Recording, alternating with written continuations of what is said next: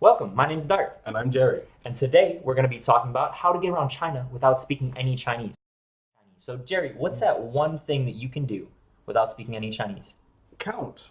You can actually count. Counting. I think counting is very, very useful. I mean, I've been in China now for about 2 months. I don't speak that much Chinese, Sure. and a lot of my interactions are basically this. Right. So I think counting is very, very useful. But you've been here a lot longer than I have. What do you think? Yeah, I mean, I guess that makes sense, right? Like, when you first get here, and when you're traveling anywhere, not Yeah. just in China, Mhm. you're ordering train tickets, Yeah. bus tickets, flights, things like that. Buying Food. food, yeah, buying Yeah. food, yeah. And then buying souvenirs for your Yeah. family. So I guess it does make sense. And when I first got here, definitely, for sure, like counting on my hands, especially on my hands because Yeah. it's different. Oh yeah, like so we would do like 1, 2, 3, 4, 5, 6, Yeah, right? yeah. In the West generally, right? But like, isn't 6 like something like this? Yeah, so in China, they actually count 1 to 10 all in one hand. Yeah, So we which got is very 1, different. 2, 3, 4, 5. We're familiar with those, Yeah. right? But then we have 6, Mhm. right? Then we have 7, 7. 8. Make sure you point it sideways. We're not shooting guns at people, right? 8. Then we got 9 is like a Right. little hook. Uh-huh. And then 10 is either like this, or you can do it with 2 hands. Okay. Yeah. Generally, it's But like generally, it's like this. Yeah. So if you were to say, I don't know, 15, you'd be like, this, Huh. and then like that, right? So Uh-huh. 15. So yeah, Cool. Cool.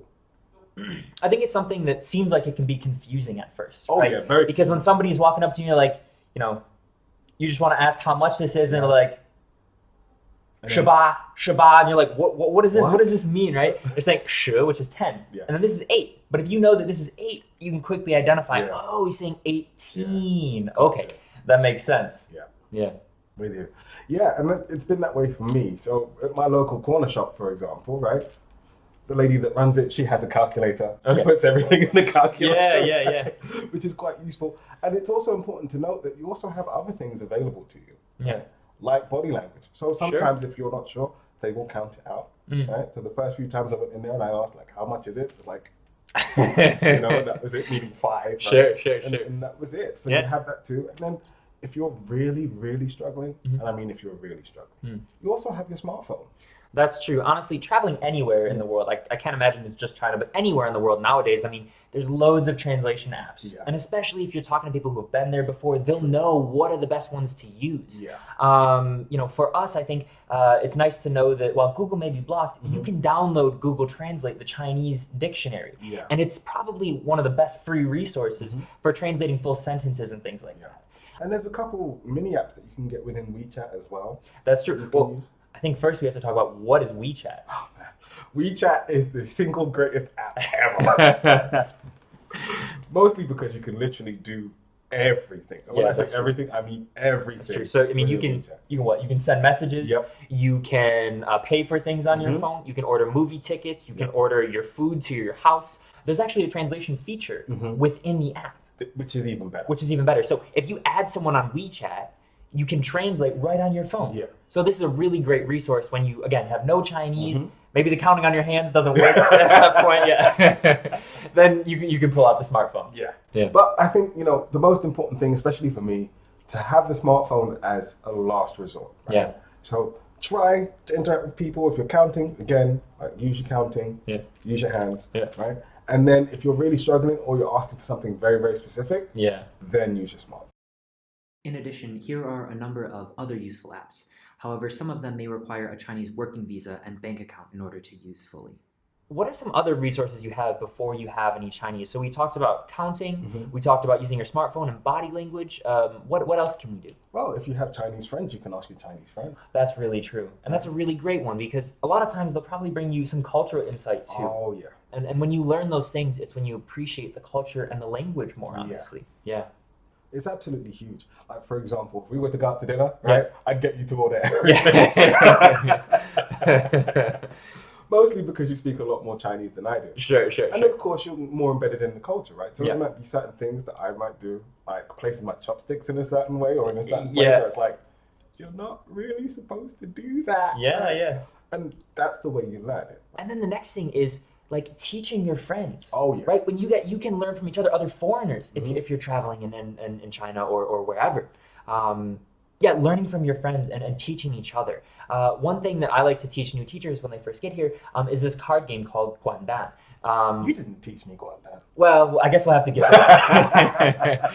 So, Guandan literally means like to hit or to like throw eggs. Okay. The literal translation isn't good. But it's a card game that people in Yangzhou, most older people, are always playing. Okay, so that's the game I'm Yeah, saying. with the 4 people. Yeah, the table. late at night at the table. Yep. Right, right, Yep, right, yep. right, right. So this is another way where it's like, hey, if you learn it in English and you understand the strategy, you can learn it in your own language, and then you have a point of connection, Got you. right? And that's how you feel comfortable in a foreign country or foreign any environment. Yeah, I mean, I'll be Is feeling honest. connection. I usually walk around with a pack of cards, Yeah. right, just to see if there's anyone that wants to play some sort of card game. Yeah. Right? And I think the last game I learned was a game called Cats Eat Fish. Cats eat fish. I don't know if I'm familiar with that one. Well, you can teach me Guandan, I'll teach you Cats Eat Fish. Sure, sure. Right? But yeah, I think, sometimes even without knowing Chinese, Yeah. like, people play games with cards, right? So you can have other things like your cards. Yeah. You have your phone for pictures, for example. Yeah, that's right? true. That's another big one. Yeah. So you don't necessarily always need to say a lot. Mm-hmm. Sometimes through the use of props like a phone Yeah. or a pack of cards, you learn so much more. All right, so now it's time for China What? So last week was Golden Week in China, right? So Golden Week, which is otherwise known as National Week, Yeah. and then Spring Festival are the 2 biggest holidays when every Chinese person has off. A lot of people go home. A lot of people travel to the bigger cities. And I had an interesting experience. What happened, man?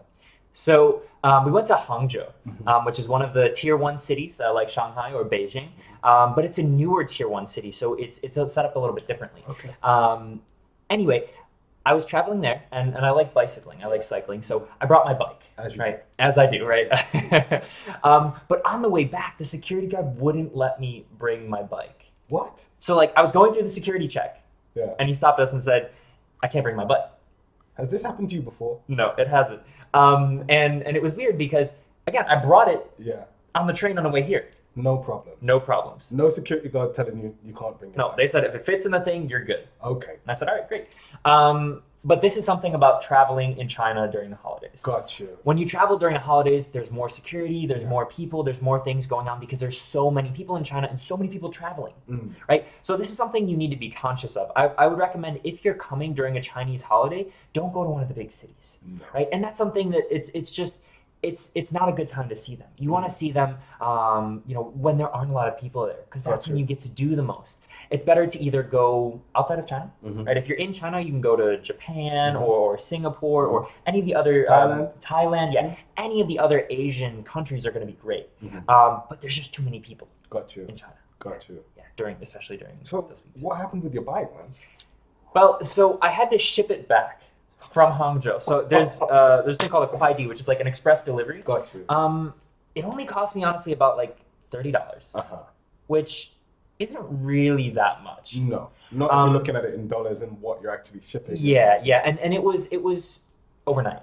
Okay. They overnighted it to me for $30. I think it was 400 or 500 miles away. Okay.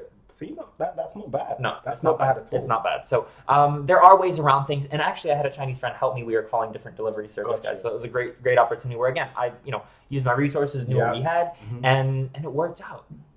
So. I mean, I didn't end up traveling anywhere really. I just stayed in Yangzhou. Sure. Went over to Daming Temple for the first time. And it's beautiful, isn't it? It's amazing. Yeah. It's amazing. Yeah. There's a reason why it's in like every single top 10 of things to do.